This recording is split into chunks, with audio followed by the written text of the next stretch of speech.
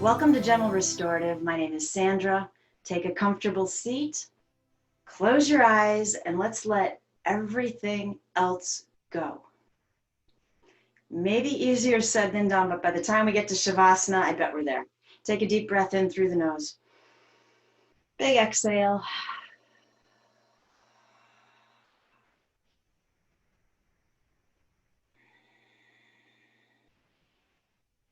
And just softening the body. And that doesn't mean slouching. We're still sitting up straight. We still have firm contact with the earth and the crown chakra, reaching for the clouds, but be soft. Let the breath soften. Try to let go of thoughts, worries. We're going to take a slow, deep inhale through the nose. Hold it. Exhale through the mouth. Fabulous. Go ahead and inhale both arms all the way up above you, bringing the palms together.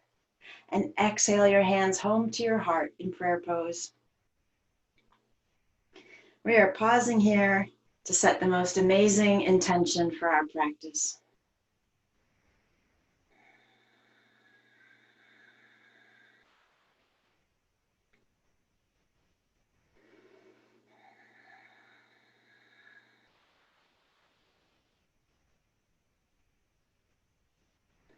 And when you're done, keep your eyes closed. Simply allow the backs of the hands to rest on the knees. And just enjoying the contact and the awareness of the breath.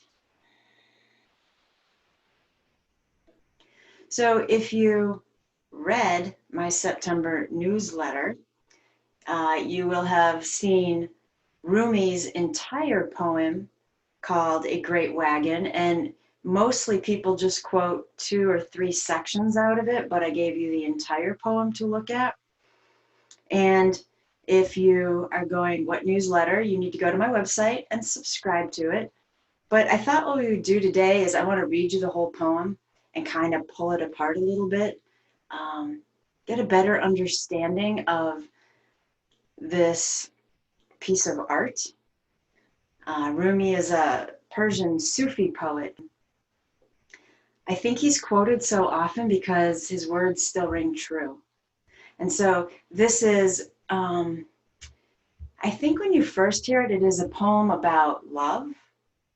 But, you know, when we say it's a poem about love, I think we're thinking about romantic love. And yeah, sure, there's elements of that, but it goes so far beyond that. It is a unconditional love with, perhaps you might say, the universe. For Sufi poets, love is about a contact with a higher power, but it's still more than that. It's, you know, when you are meditating and you really tap into that inner truth, your inner soul, your Atman, and you just feel like you're connected to everything, it goes so far beyond that. So let's take this poem apart and explore it. It's about oneness. For each of us doing this class right now together, it's about how we're all connected by the same energy and spirit. It's a poem about spirituality. So I'm just hoping, I mean, it's kind of a long poem. There's a lot to it. I'm kind of hoping you just take one little element with you. It might be a word. It might be one sentence. It might be a thought that really resonates with you, that you can carry off the mat and somehow incorporate it into your world. Sound good? All right, take another deep breath in. Let it go. Fabulous. Inhale both arms up. Let the right hand grab onto the left wrist. Let's take that side bend to the right. If you feel off balance here, you can always drop that right hand back down to the earth. In fact, that'll help you kind of deepen the stretch. So totally up to you. You get to choose. Your practice is about what you want and need, not about what I am suggesting. All right, come back to center. Inhale here. Exhale the arms down. Just let them float through the air. Inhale right back up. Left hand is grabbing the right wrist. Take that side bend to the left. Same thing, you can stay right here or drop the left hand down if you want to really work into that stretch. Keep breathing. Inhale, back up. Exhale the arms down. Sweep the arms out in front of you. And then let's go ahead and bring the palms together, interlace the fingers, round out the shoulders. Yeah, so creating space between the shoulder blades. And then let's just plug the shoulders back in. Can you feel the shoulder blades slide back in towards each other? So we're rounding out. And we're pulling the shoulders back in. Inhale, round it out. Exhale, back in. One more.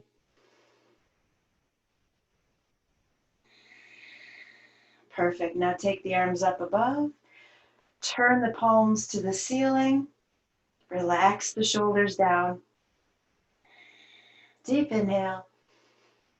Exhale, untangle the fingers and just let the arms gently fall back alongside you. Perfect.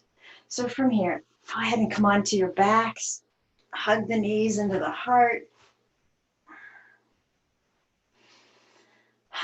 We might be doing a couple of unusual things today. We're going to be working on, I want to say lengthening certain nerves, but it's more of a flossing of the nerves, a fluctuating of the nerves. So nothing that you're going to find uncomfortable. It's just maybe a little different. So the first one's super easy. Go ahead and stretch out the left leg. Keep that right knee tucked in.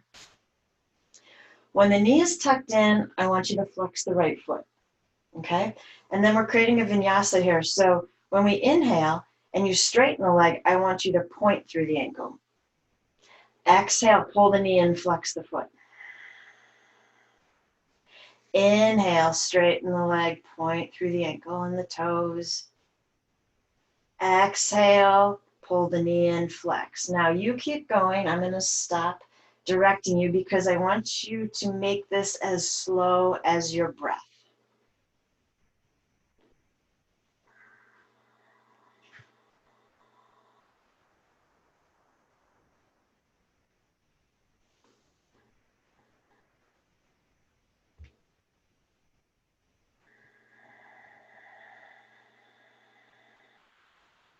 One more.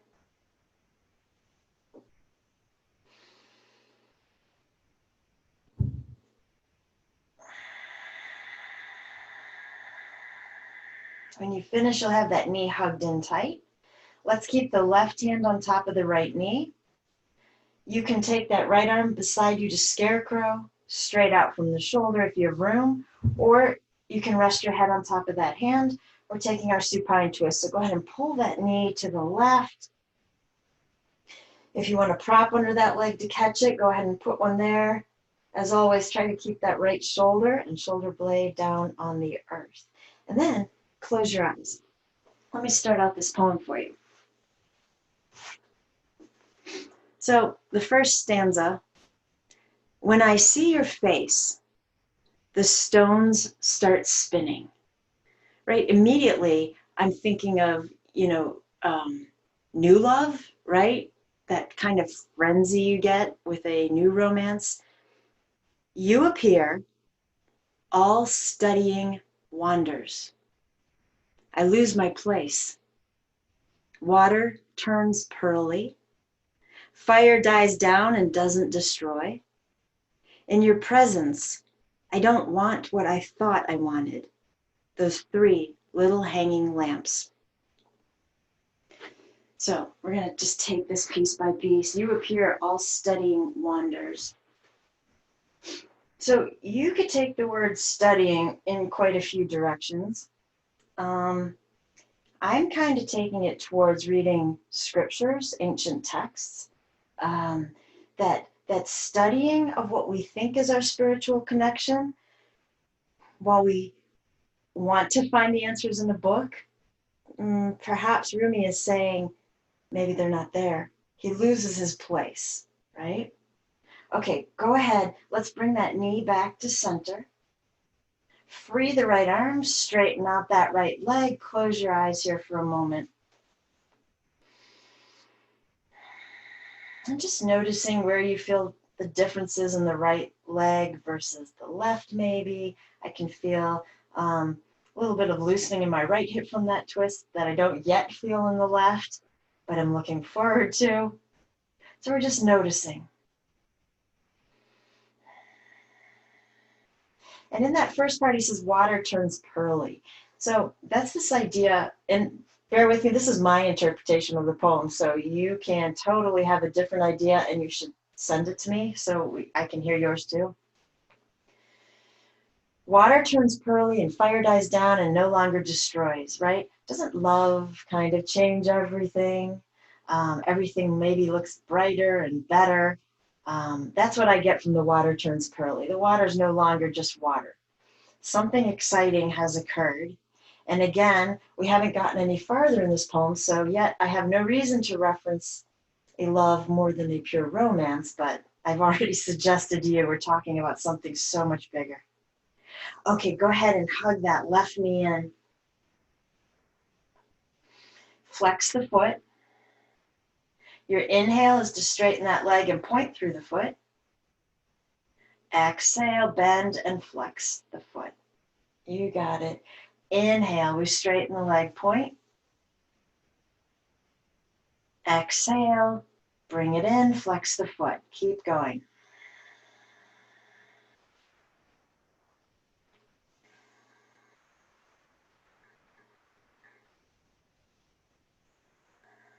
Allow the movement to match the length of your breath.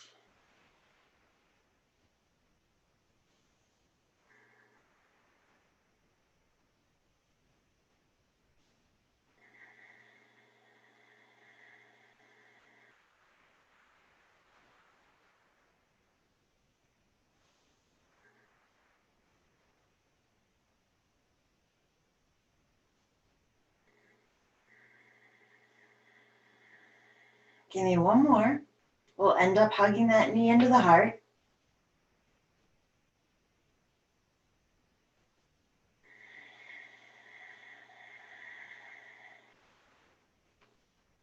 Right hand is staying on the left knee.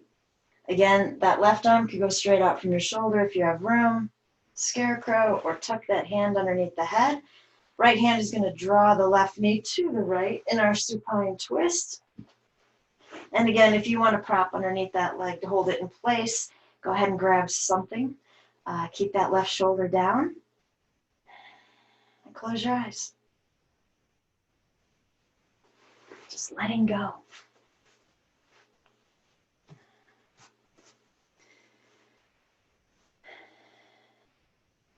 So the next part says, inside your face, the ancient manuscripts seem like rusty mirrors. No, let that one sink in for a second. Inside your face, the ancient manuscripts seem like rusty mirrors. So again, there's this reference to, well, manuscripts to me is tied in with that word studying.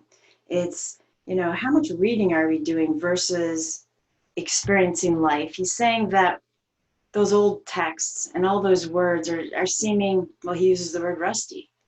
They're old. And then is he talking about a union with God, a higher power, and you plug in whatever your higher power is, or you associate with an energy or light? Definitely substitute the word however it makes you feel comfortable. But for Sufis, they're definitely talking about this connection with God. You breathe, new shapes appear, and the music of a desire as widespread as spring begins to move like a great wagon. Drive slowly. Some of us walking alongside are lame. Okay, I'll leave you there. Go ahead and release the twist. We're going to straighten out that left leg. Close your eyes. Just feel the sensations of the twist.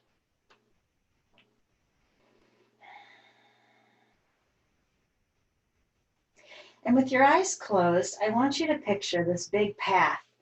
It's a dirt path. It's looming out in front of you, right? I want you just to be standing there. Look down and see your feet on that path. And then I want you to lift your gaze so that you can see straight down this path in front of you. And you can see other people. Some of them might be close. Some are way, way far ahead, right? And then I want you to turn and look over a shoulder and see all of the people stretched out on this path behind you. And some of them are way far back. And then come back to where you are.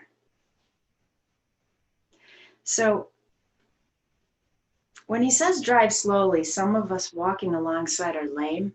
It makes me think about this route to enlightenment, perhaps, our path towards spirituality. Some people are so much farther ahead on that path than we are, yet we're farther ahead than all the people behind us.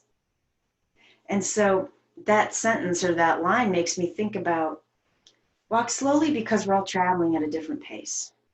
This is not a quick route, right? We don't just sit down in meditation and all of a sudden we're like, yes, I get it.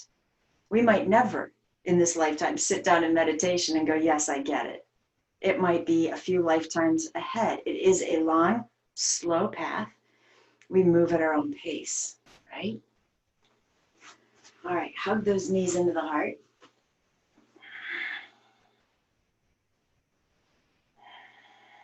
Rock it out from side to side. You know, and what I find interesting, this poem is pretty long, yet you always only hear the same certain parts quoted. Don't you kind of wonder, where do we lose the meaning of the rest of the poem and those words that Rumi chose? All right, go ahead and roll to a side in a fetal position, whichever side is calling to you.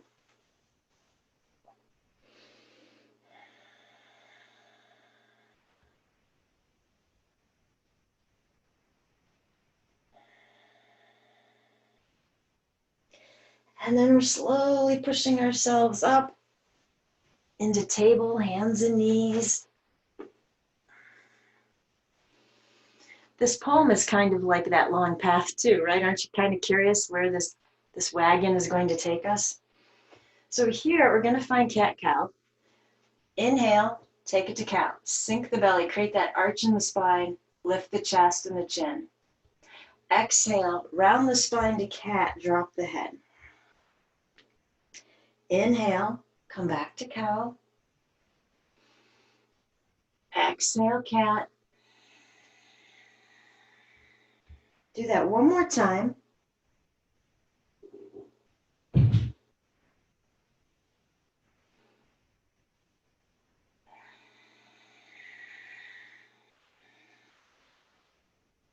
And then return to table, neutral spine. So I told you we're going to do a couple of quirky things here. This one might seem a little odd because we are so used to the cat-cow transition, but we're going to change it up a little bit. So go ahead and find cow. Let's just start there, right? But drop the head. Hold it right here. And you might feel a greater stretch in the neck and the shoulders. Okay, now as you round the back to cat, I want you to lift the gaze. And this is going to seem very unnatural to us, I think. Nice. Can you feel that in the shoulders and the neck again? The body's going to cow, drop the head. Hold it here, keep breathing. The body's rounding to cat, lift the gaze. Keep breathing in and out through the nose. Just because we're holding the pose, we're not holding the breath. Good job. Cow with the body, drop the head.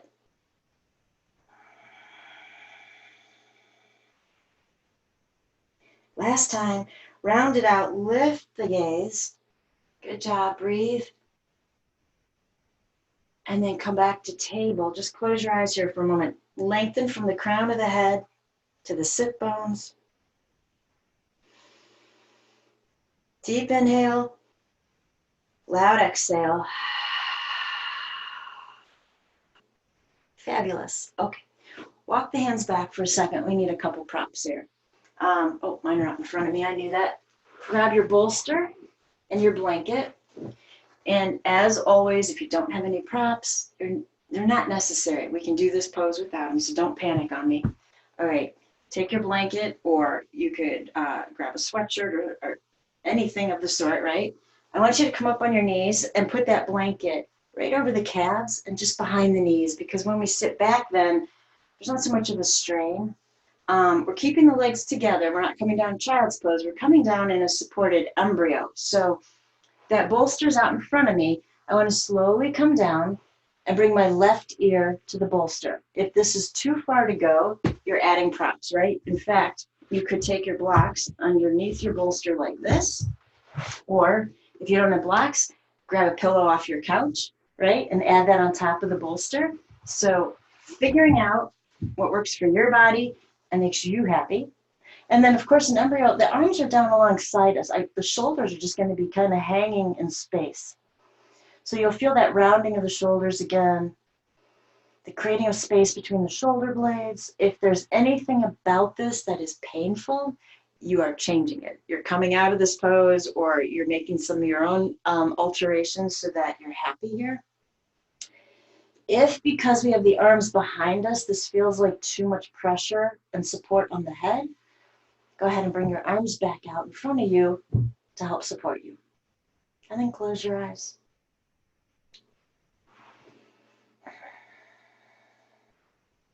Just letting go, allowing the body to soften. Do a quick body scan, see if you feel like you're constricting muscles to hold you in that pose, and if you are, which ones are they, and can you soften them? And if you do soften them, what's going to happen, right? If you think you're going to be stuck or enter into pain, okay, we need to adjust the pose. All right, so we left off, spring is moving like a great wagon. And you know, sometimes spring feels like it's moving slowly, right? It's like we're getting out of winter, we get this one really nice day, and we're like, yes, spring is here, and then all of a sudden it's not. That could be a Chicago thing. But we're all moving at our own pace. And not only is that the way it's supposed to be, it's okay. We don't have to be jogging on that path to catch up to the people ahead. You'll never catch up to the people ahead because there's always people ahead of them. So it's this idea of being comfortable and happy with right where we are. Same with on your yoga mat, right? I need you to be comfortable and happy with whatever your body is able to do. We don't want judgment on the mat. So the poem continues. Today, like every other day, we wake up empty and frightened. Now, that particular line, I feel like that applies to our entire external world right now. There's just so much conflict going on in so many realms. It isn't even just, health-wise. There's just too much, right? So today, like every other day, we wake up empty and frightened.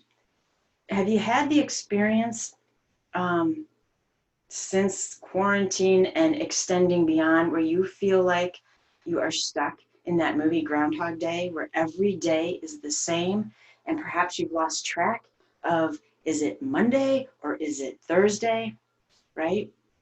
I don't know about you. I've definitely had those thoughts go through my head like, oh, here we go. This day is just like all the ones past. That's a whole nother yoga theme. I've already thought about that. We'll talk about that maybe in a different class. But we wake up empty and frightened. Why do we wake up that way? Go ahead, turn your head to the other side while I continue to talk your ear off. We on this earth, a spirit in this human body, have so much internal and external conflict, right? Maybe it's part of the life lesson. Maybe some of that is self-created. But either way, Rumi is telling us exactly the result of that. And he says, don't open the door to study and begin reading. Again, he's saying, Put the books away.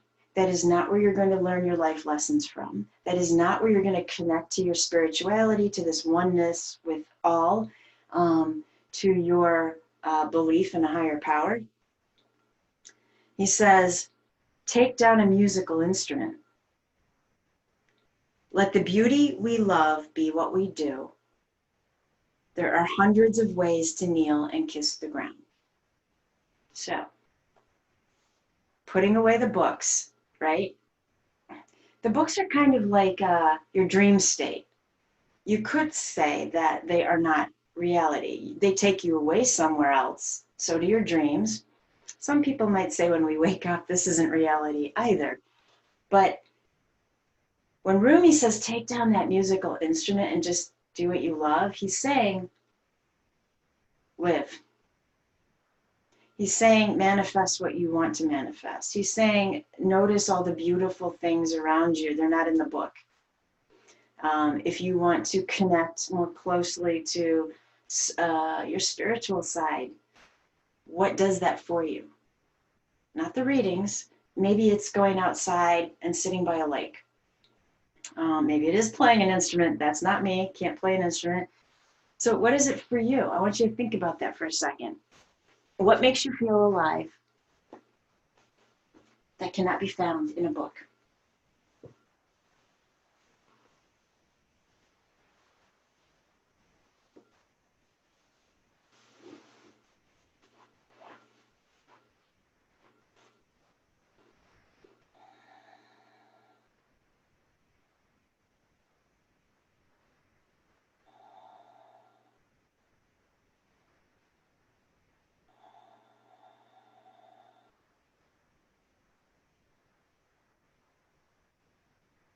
So if we were in a live class and I could see you, I'd wait here until each of you gave me a signal that you'd actually answered that question in your head.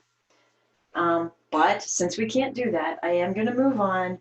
But I do want you to answer that. It wasn't like a rhetorical question to just leave out there. It wasn't a koan.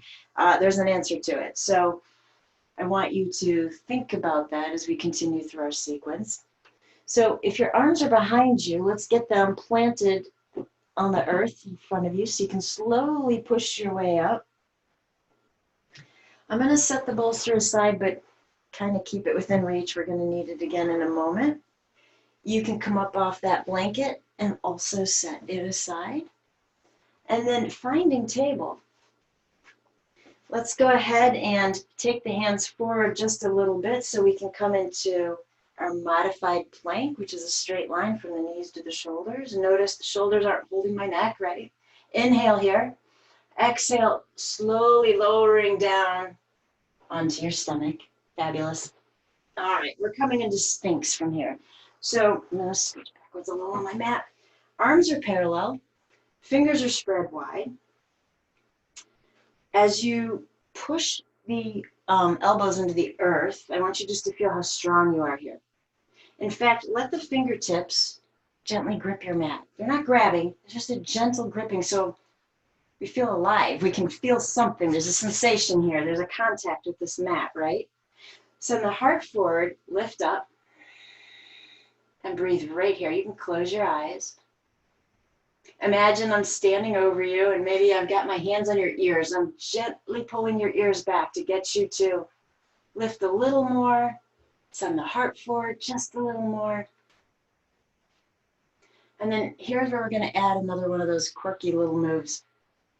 So keep the gaze lifted, the chest forward. I want you to draw the stomach in a little bit because I never want these movements coming from the low back. So if there's any pinching in the low back, you're coming down lower by taking the elbows out wide. All we're doing is lift the right leg. Doesn't have to be high. It could just be an inch off the ground. Lift it to wherever you're comfortable. Don't want you feeling that in the back. Okay, breathe. As I bring that leg down, drop the head. Inhale, lift the left leg, take the gaze back up. Exhale, leg down, head down. We want to slow this down with the breath if we can. Inhale, lift the right leg and the gaze. Perhaps you hold the breath here for a moment. Exhale, leg and head back down. Keep going.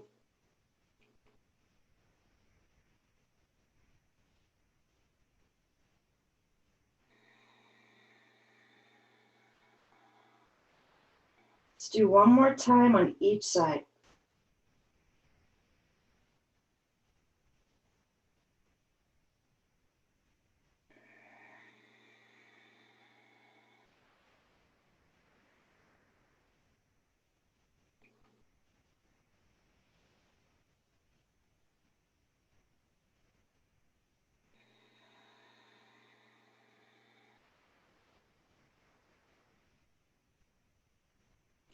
And when you finish, you'll end up with your head down, right? Go ahead and slide the elbows out wider so you can lower onto your ribs. Plant the hands on the earth. We're pushing all the way back into child's pose. So knees are wide, toes together. Melt the heart down, forehead to the earth or to a prop if the ground is not cooperating and it's too far away today. And just breathe into the low back, especially if you felt it there like a stretch going on. There was no pain though, right? Because we talked about not heading into that avenue, right? Okay, breathe. And just let go, melt, soften, let everything relax. Feel the bones as being very heavy.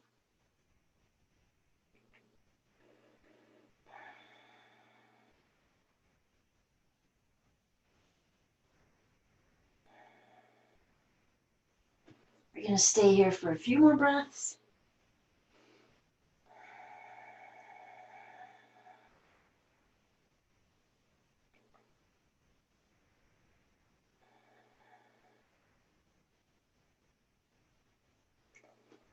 And then go ahead and begin to walk the hands in towards you. Perfect. If you have a bolster, grab it and bring it out in front of you vertically on your mat. If you do not have a bolster, you could use a blanket, kind of rolled up at long, like about the length of the bolster. If you don't have any props, guess what? You can do this pose without any props, so we're all good. We're coming into gecko. So with the bolster, it's going to be a supported gecko. If you don't have props, you're flat on your stomach, right? So I'm just going to come forward, just get my hips at the edge of that bolster and take my right knee out to the side. Stretch out that left leg behind you. Relax the left ear down and close your eyes. So same pose, whether you're on a bolster or not. Deep inhale, big exhale. And just feel the weight of your body pushing into whatever props you're using, or the weight of your body pushing down towards the earth. You stay right there. I'm going to carry you along with the next part of this poem. Oh, wait, I have to go back to, there are 100 ways to kneel and kiss the ground. So that means that there isn't one way that's the right way. There isn't one way that's the right way. What works for me is going to be completely different for you and vice versa. And we need to bear that thought in mind as we continue into the poem. Maybe we'll just jump back to it in a little bit. So here's probably the most quoted aspect of the poem, right? Out beyond ideas of wrongdoing and right doing, there is a field. I'll meet you there. When the soul lies down in that grass, the world is too full to talk about. Ideas, language, even the phrase each other doesn't make any sense. So, out beyond ideas of wrongdoing and right doing. I take that to mean opinions. He's saying ideas, he's not saying actions. Of course, they lead to actions, but tie that back in with there isn't one right way. When you think about wrongdoings and right doings, that to me is full of judgment. So he's saying that love is more about, love is so important, it has to go beyond opinion. It has to go beyond what you think is right or what I think is right, or what you think is wrong, what I think is wrong. He says, there's a field, I'll meet you there. When the soul lies down in that grass, the world is too full to talk about. This is a space. You can picture the field in your head while you're in your restorative pose. This is a space of bliss. This is a space where judgment does not even exist, right? This is a love that is so immense. It is forgiving, yet knowing there's nothing to forgive. It is a love that connects everybody as one and recognizes that. It is a love that doesn't see differences or understand differences or even think about that. He says ideas, language, even the phrase each other doesn't make sense. Words are labels. Words are labels. And so how could the word each other exist if we're in a space where we're all connected? That can't happen. And so this is a reminder that while we're wandering around Earth here, doing our thing, feeling separate from everybody else, perhaps feeling alone, we are not. And when we learn how to get to this space, this field, this place where judgment doesn't exist, there aren't differences. There is no each other because we are all one. The labels are so man-made. They're so limiting. We've talked about labels a lot, right? If I pour out my labels to you, do you know me any better? No. If I just go with the most dominant label right now as I sit here talking to you, you could say, okay, I am a yoga instructor.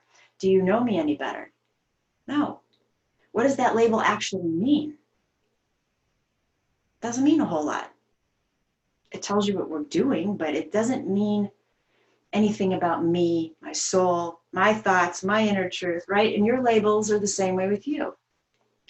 I want you to think about how labels add layers, right? We can pile on our labels. They're just layers. How do we peel them back to get to that inner space, to get to that field that Rumi talks about? You can't take your labels there. Okay. I know I'm giving you a lot to think about. This is a very long, intense poem. We're not even halfway through it, and I have a lot to say. So I just need to switch you to the other side. So you might want to straighten out that leg first and then push your way up to get that left leg out. So if that's the easiest way for you, if you're on your stomach, you didn't need to do that. You just had to straighten the leg and switch. Get go to the other side where that left knee is bent.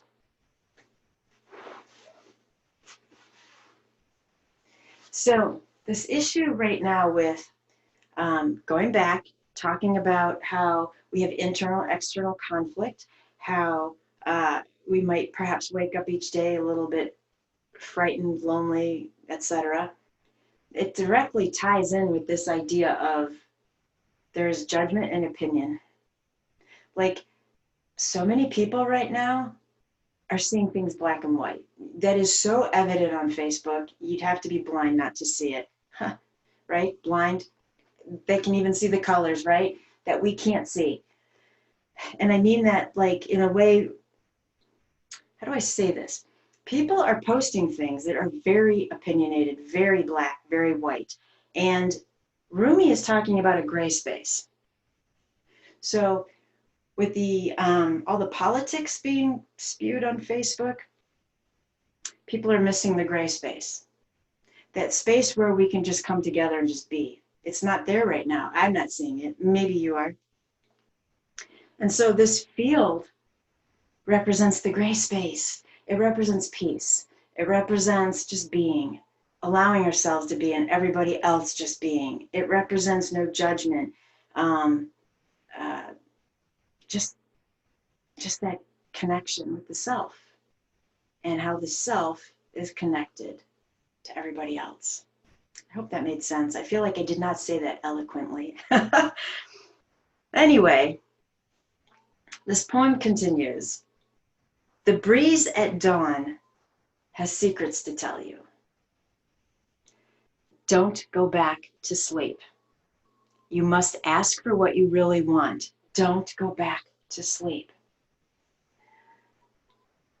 You know, he's saying stay awake, right? Wake up.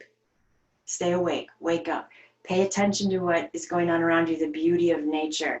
Listen to the breeze. There are signs and symbols all around you. If we close our eyes to it, we miss it all, right? People are going back and forth across the doorsill where the two worlds touch. You know, I thought about that sentence long and hard. I could interpret that in my way. Remember, my way is just opinion as well, as reincarnation. Going through life, moving through death, going through life, transitioning to death, in and out, going back and forth and across, right? The next line says, the door is round and open. Don't go back to sleep. So many people have claimed that with all this external stuff going on in our world, we're waking up. I think Rumi would say stay awake. Some of it's dying down. Some of the issues are dying down. Do we close our eyes to them again? Do we fall back into our old routine? Can we stay awake?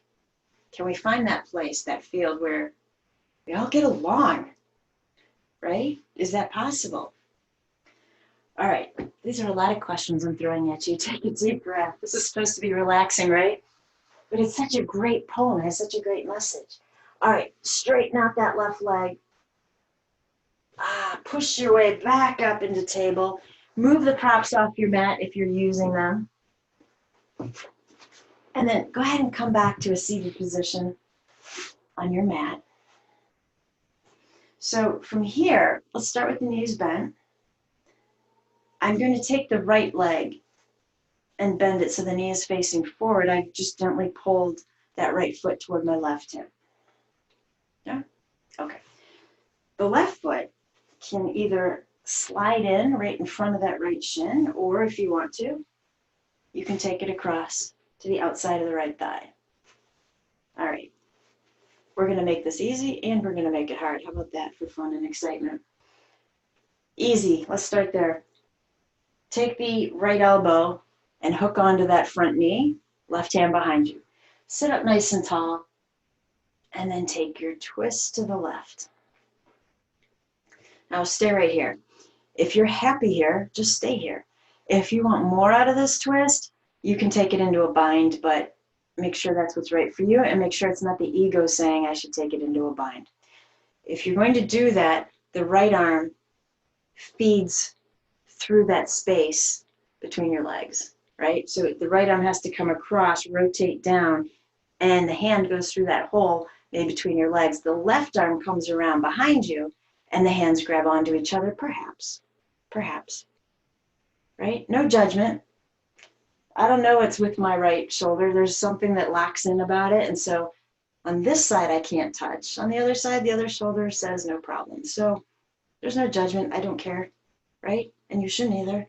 And so if you don't want to take the bind, you should just be blissfully happy right here. Deep inhale. Exhale, release that twist. Perfect.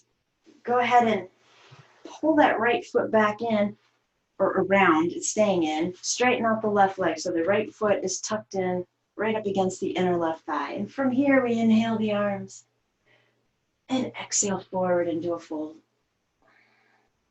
So again, don't bring judgment onto your mat. Wherever your fold ends up is perfect for you.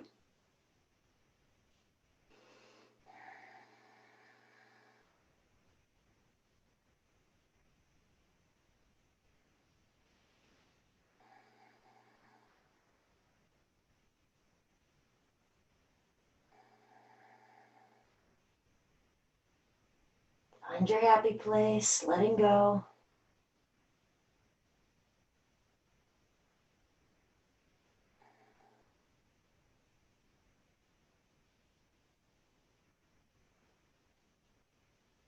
And then go ahead and walk your way back up.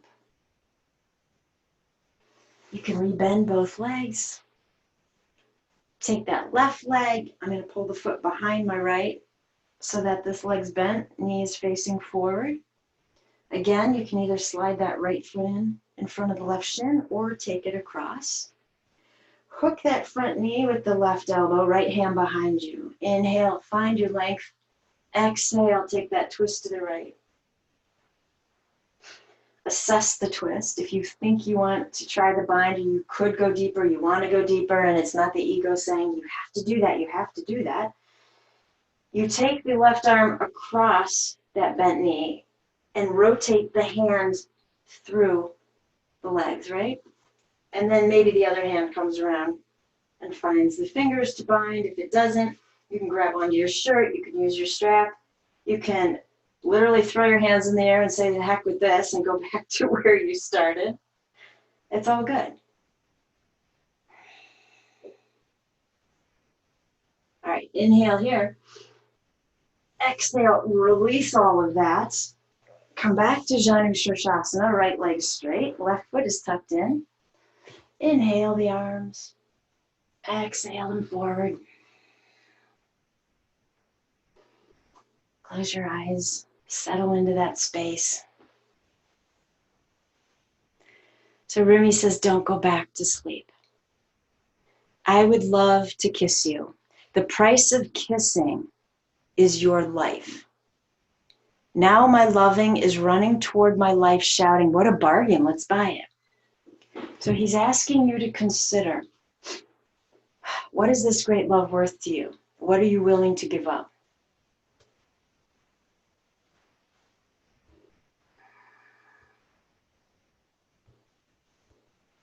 We're going to walk the hands back up the leg, of course, avoiding the knee, right? And then sweep the legs around back underneath you. We're going to try child's pose just a little bit differently. So it's up to you if you want to keep the legs together, if you want to widen them out. But as you come down, I want you to cross the arms. So it'll look like this. And you're just settling the chin right down on the top arm. Remember which arm you have on top, so we can switch this up in a second. If you hate this, don't do this. You can go back to a traditional child's pose.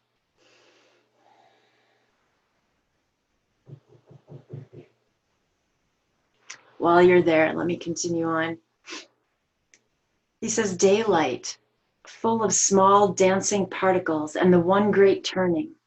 Our souls are dancing with you. Without feet, they dance. Can you see them when I whisper in your ear?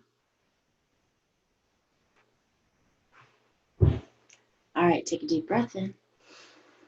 As you exhale, find a way to switch the arms, however that's easiest for you. And if you're in a traditional balasana with the arms forward, stay right there.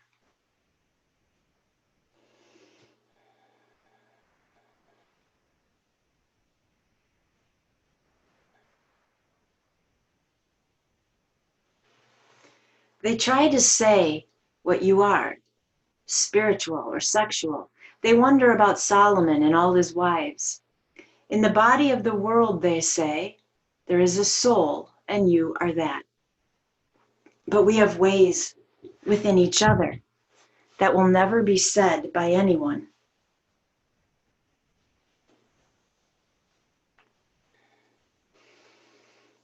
We're almost there. There's only one more stanza to this poem. Take a deep breath. As you let it go, untangle the arms, push your way back up. Let's return to our backs, hugging the knees into the heart.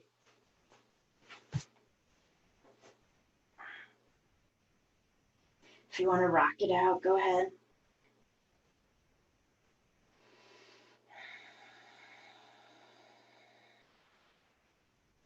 And then straighten out that left leg again. Send the right leg up toward the ceiling. Interlace the fingers behind the thigh, or use your strap, or grab onto the big toe, whatever makes you happy. However, it makes it easiest to hold the leg here so the leg doesn't feel like it's doing all the work. And you could rotate this leg in little circles if you like. Switch it to the other direction.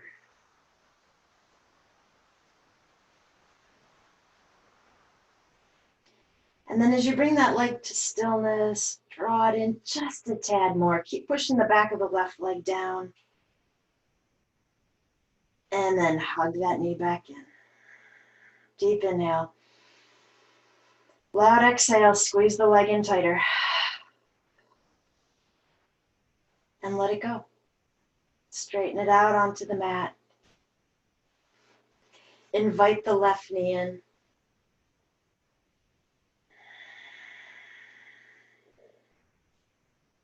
And then send the left leg up. Grab on wherever is best for you. Push the back of the right thigh down. Take this leg into little circles. Switch directions. And bringing that leg back to stillness, hug it in just a little more, breathe. And then hug that knee back in. Strong inhale. Loud exhale, hug that knee in tighter. And set it free. And then here, just getting as comfortable as you can on your mat. Before we even go farther, if you do want to have any of your props for Shavasana, go ahead and grab them and use them however you so choose. Shavasana, of course, is corpse pose, so you can stay right here. If we're not using props, we typically take the feet to the width of the mat, let the ankles fall open, draw those shoulder blades underneath you, arms at a comfortable distance from the body, palms open. And just letting go here. So, the last part of the poem reads this. Come to the orchard in spring. There is light and wine and sweethearts in the pomegranate flowers. If you do not come, these do not matter. If you do come, these do not matter. And so what I believe he's saying is that, you know, when we do pay attention to what is around us, we do see all the pretty things. We see the butterflies and maybe the colors of the flowers more vibrantly. We see perhaps each blade of grass versus the whole field. But in comparison to actually finding this great unconditional spiritual love, none of that matters. None of that matters. So this poem is about love. And as you lie there in Shavasana with your eyes closed, I want you to take your focus to your heart chakra, your heart center. And I want you to imagine that you can fill that space with an immense amount of self-love. However you want to visualize that. You know, the colors of the heart chakra are pink and green, so maybe you fill the heart chakra space with this beautiful pink light. And I want you to allow that light to overflow. I want so much self-love going to the heart, to that inner truth. I want you to conjure up so much self-love that perhaps you are even smiling right now. You can feel it. If you are struggling, you have so much going on that you're not feeling a lot of self-love, can you please just pretend for a moment with me? The more we tell the brain we believe something, the more it believes it. So breathing in love,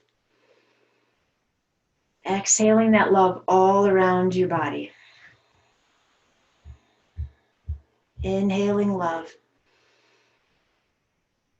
And exhaling love, sharing it with others. Inhaling love. And exhaling any remaining judgment, opinion, conflict.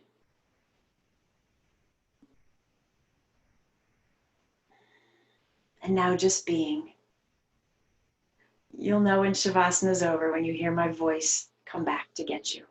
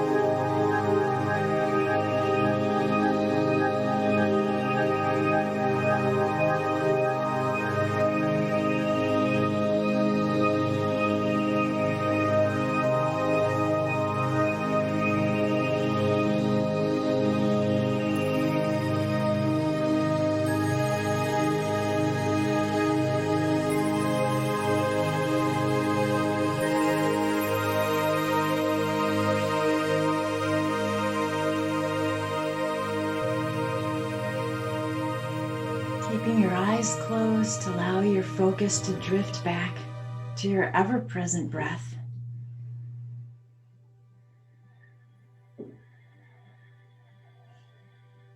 And then allowing that breath to deepen slightly, allowing that breath to waken up the cells of the body once again. And perhaps you decide to add some movement, maybe moving the hands and the feet, or maybe it's a big heartfelt stretch.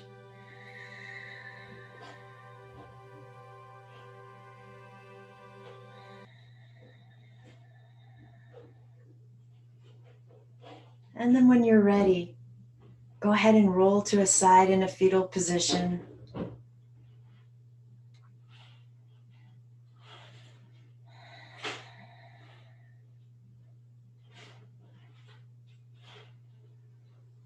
Take a deep inhale through the nose. Softly let it go.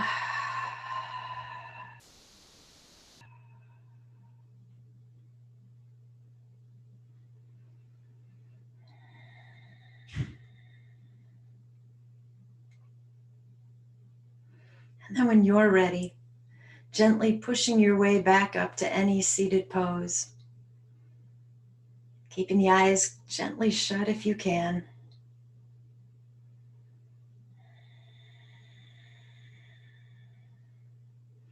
And just sitting for a moment in this peace we've created, this space of love. We've kicked judgment and ego off the mat. Don't invite them back in.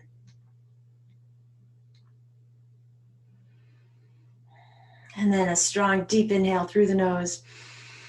Super loud exhale through the mouth. Inhale, take the arms up above you. Bring the palms together and exhale them back home to your heart in prayer pose. The light in me bows to the light in you. And when I'm in that place in me and you're in that place in you, then we become one. Namaste.